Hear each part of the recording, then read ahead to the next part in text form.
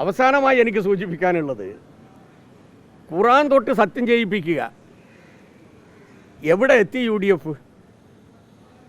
എവിടത്തേക്കെത്തി? SDPI അടിച്ച notice വീടുകളിലേക്ക് എത്തിക്കാൻ കോൺഗ്രസിൻ്റെ പ്രവർത്തകന്മാർ SDPIയോടൊപ്പം പോവുക. എന്ത് രാഷ്ട്രീയമാണിത്? നമ്മുടെ രാജ്യത്തിൽ 10 വോട്ട് കിട്ടാൻ വേണ്ടി, ജയിക്കാൻ വേണ്ടി ഏത് വഴിവിട്ട മാർഗങ്ങളും സ്വീകരിക്കുക എന്നുള്ളത് ഞങ്ങളുടെ നയമല്ല. ഞങ്ങൾക്കൊരു അഖിലേന്ത്യാ നയമുണ്ട്. ആ നയം BJPയെ ഒറ്റപ്പെടുത്തുക എന്നുള്ളതാണ്. അതുമായി ബന്ധപ്പെട്ടുകൊണ്ട് ഞങ്ങൾ ഒരു തത്വാധിഷ്ഠിതമായിട്ടുള്ള നയം സ്വീകരിക്കുമ്പോൾ, സമീപനം സ്വീകരിക്കുമ്പോൾ അതിനെ പ്രോത്സാഹിപ്പിക്കണ്ട. പക്ഷെ അതിനെ തോൽപ്പിക്കാൻ വേണ്ടി ഒരു ഭാഗത്ത് RSSുമായി കൂട്ടുകെട്ടുണ്ടാക്കുക, മറ്റൊരു ഭാഗത്ത് SDPIയുമായി കൂട്ടുകെട്ട് ഉണ്ടാക്കുക. അവരോടൊപ്പം നിൽക്കുന്ന നേതാക്കളെ ഏതെങ്കിലും രൂപത്തിൽ രാഷ്ട്രീയ ഭാവി അവർക്ക് ഉണ്ടാകും എന്ന സംശയം വരുമ്പോൾ അവരെ നശിപ്പിക്കുക. മുരളിയുടെ ഗതികേടതാണ്. അപ്പോൾ ഈ രൂപത്തിൽ നെറികെട്ട ഒരു സമീപനം കേരളത്തിൻ്റെ ചരിത്രത്തിൽ ഇന്നേ വരെ കാട്ടിയിട്ടില്ല. രാഷ്ട്രീയമായ ഏറ്റവും വലിയ തിരിച്ചടിയാണ് അവർക്കുണ്ടായിട്ടുള്ളത്. ചേലക്കര തെരഞ്ഞെടുപ്പ് എന്ന് പറയുന്നത് രാഷ്ട്രീയ പോരാട്ടമായിട്ടാണ്.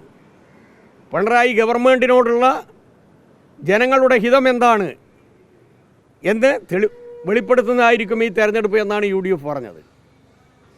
കഴിഞ്ഞ തെരഞ്ഞെടുപ്പിൽ, ലോക്സഭാ തെരഞ്ഞെടുപ്പിൽ കിട്ടിയതിനേക്കാളും വലിയ വോട്ട് അവിടെയുള്ള പ്രദീപിന് കിട്ടി. രാധാകൃഷ്ണന് കിട്ടിയതിനേക്കാളും 4000 വോട്ട് കൂടുതൽ കിട്ടി. ഏതാണ്ട് അത്രയും വോട്ട് ഈ 4-5 മാസക്കാലം കൊണ്ട് UDFന് കിട്ടിയതില്ലാതായി.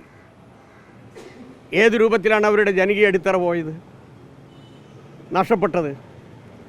അപ്പോൾ ഇത് പിണറായി ഗവൺമെൻറ്റിനുള്ള ഒരു താക്കീതായിരിക്കും എന്നാണ് UDF പറഞ്ഞതെങ്കിൽ, UDFൻ്റെ നെറികെട്ട വർഗീയ പീഡനത്തിനുള്ള കേരളത്തിലെ ജനങ്ങളുടെ മുന്നറിയിപ്പാണ് ഈ തെരഞ്ഞെടുപ്പ് ഫലം.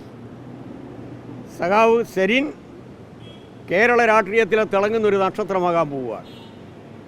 അദ്ദേഹത്തെ ഡീമോറലൈസ് ചെയ്യാൻ, അദ്ദേഹത്തെ ആക്രമിക്കാൻ ഇടതുപക്ഷം സമ്മതിക്കില്ല, കമ്മ്യൂണിസ്റ്റ് പാർട്ടി സമ്മതിക്കില്ല.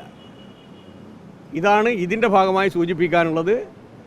പാലക്കാട് ഞങ്ങൾ പ്രതീക്ഷിച്ചതിനേക്കാളും നല്ല രൂപത്തിലുള്ള നേട്ടം ഞങ്ങൾക്കുണ്ടായി. കഴിഞ്ഞ 3-4 വർഷക്കാലത്തെ വോട്ടിൻ്റെ പാറ്റേൺ നോക്കിയാൽ അതാണ് തെളിയിക്കുന്നത്. 4 മാസം കൊണ്ട് മാത്രം, 4-5 മാസം കൊണ്ട് മാത്രം ലോകസഭയിൽ കിട്ടിയതിനേക്കാളും 2500 വോട്ട്, അതും ഒരു PB മെമ്പർക്ക് കിട്ടിയതിനേക്കാളും കിട്ടിയത് സരിൻ്റെ വ്യക്തിത്വത്തെയാണ്, ഇടതുപക്ഷ ജനാധിപത്യ മുന്നണിയുടെ രാഷ്ട്രീയത്തെയാണ്, ഈ ഗവൺമെൻറ്റിനോടുള്ള അംഗീകാരമാണ് പാലക്കാട്ടെ ജനത തെളിയിച്ചത്, ചേലക്കരയിലുള്ള ജനത തെളിയിച്ചത്. വയനാട്ടിൽ പിന്നോട്ടടിയുണ്ടായി. ആ പിന്നോട്ടടിയുടെ പ്രധാനപ്പെട്ട കാരണം ഒരു ദേശീയ നേതാവ് മത്സരിക്കുന്നു. ആ ദേശീയ നേതാവ് മത്സരിക്കുന്ന സമയത്ത് സാധാരണ നിലയിൽ അവർ ഇന്ത്യ ബ്ലോക്കിൻ്റെ ഭാഗമാണ്. ആ ഇന്ത്യ ബ്ലോക്കിൻ്റെ ഭാഗമായ ഒരാൾക്ക് സ്വാഭാവികമായും ഇടതുപക്ഷ ജനാധിപത്യ മുന്നണി സ്ഥാനാർത്ഥിക്കെതിരായി ഒരു ദേശീയ നേതാവാണ് മത്സരിക്കുന്നത് എന്നുള്ളത് കൊണ്ട് പിന്നെ പത്രദൃശ്യ മാധ്യമങ്ങൾ ഉണ്ടാക്കിയിട്ടുള്ള കൃത്രിമത്വമുള്ള കുറേ പ്രചരണത്തിൻ്റെയും ഭാഗമായി കുറച്ച് വോട്ടുകൾ വിചാരിച്ചത് കിട്ടിയിട്ടില്ല എന്നുള്ളതൊരു യാഥാർത്ഥ്യമാണ്. പക്ഷെ അപ്പോഴും മനസ്സിലാക്കണം, 17,100 കോടി രൂപ ആസ്തിയുള്ള ഒരു സ്ഥാനാർത്ഥിയാണ്. 170 കോടി രൂപ BJPക്ക് കള്ളപ്പണം ഇനത്തിൽ വൈറ്റാക്കാൻ വേണ്ടി കൊടുത്ത ഒരു കുടുംബത്തിലെ ഒരു പ്രതിനിധിയാണ് ഇവിടെ മത്സരിക്കുന്നത്. അതൊന്നും ഇവിടെ രാഷ്ട്രീയ ചർച്ചയാക്കിയില്ല.